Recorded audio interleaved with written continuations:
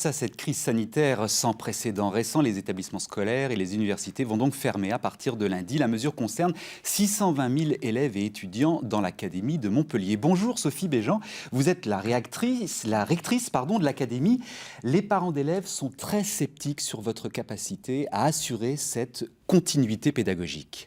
Alors nous préparons déjà en réalité depuis plusieurs semaines. J'ai installé un plan de continuité pédagogique avec les corps d'inspection, avec des représentants des directeurs d'école, des chefs d'établissement, pour préparer cette continuité pédagogique. Ce matin même, les professeurs sont réunis en formation pour certains d'entre eux pour répondre à cette question et savoir comment être en lien pédagogique avec les élèves. Les parents vont recevoir aujourd'hui même, ce soir, à la sortie de l'école, de l'établissement, des conseils, des consignes, des tutoriels aussi pour savoir comment se connecter à la plateforme du CNED, mais aussi via l'environnement numérique de travail qui va permettre aux professeurs de garder un lien avec leurs élèves.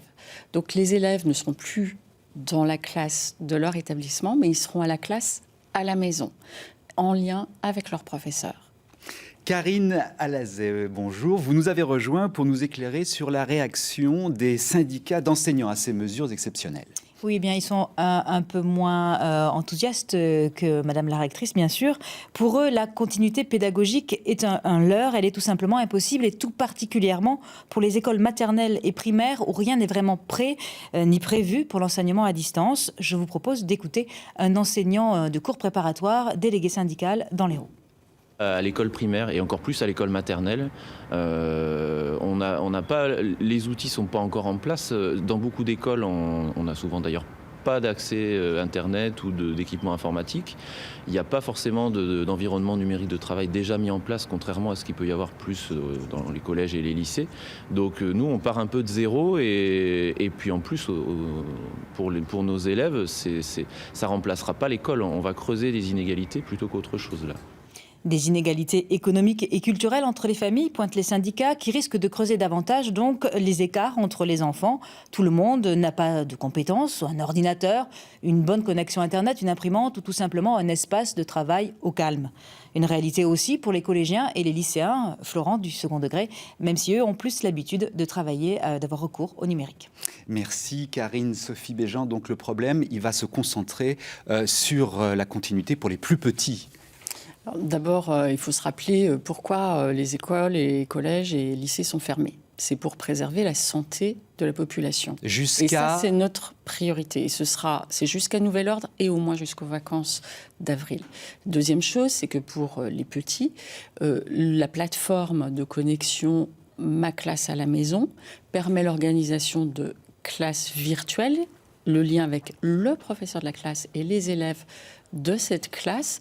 Et ces dispositions existent pour tout niveau.